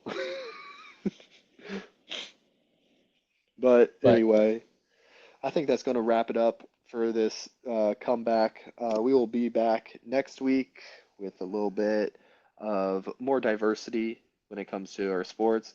I look forward to our NFL preseason breakdown. You know what? I'll end this with my hot take of the NFL. It's not even a hot take. If Mendoza, throughout his career, is able to take Las Vegas and win a Super Bowl, I think it should count for his 2 miracles to be canonized as a saint, that he won a national championship at Indiana and he won a Super Bowl at the Las Vegas Raiders. Therefore, in 100 years, I believe Fernando Mendoza should be canonized as a saint. You think this checks out? If he is able to win a Super Bowl in Las Vegas, I will write the Pope and say, Pope Leo, this should be count as a miracle. You are a ball knower as well. And you might not be as big of a fan as football, but you and I both know that Mendoza is him. And we should, at least, hopefully, far off in the future, far off the future, he should be blessed Fernando Mendoza. And eventually Saint Mendoza. I agree. Of true ball knowers. Saint Mendoza of LinkedIn. LinkedIn. Patron saint of LinkedIn, ball knowers, and dorky quarterbacks. And Cubans. We got to do it for the Cubans. that's what I will leave this episode off on. All right.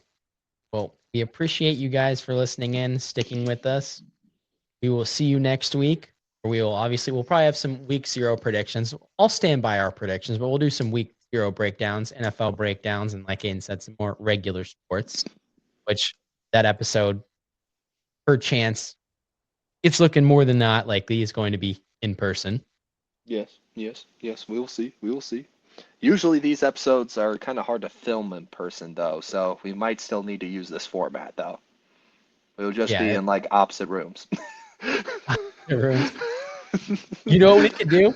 Gareth and Aiden film an episode at the Anchor Bar in Beverly. Oh, ooh, I like that. But anyway, thank you for watching.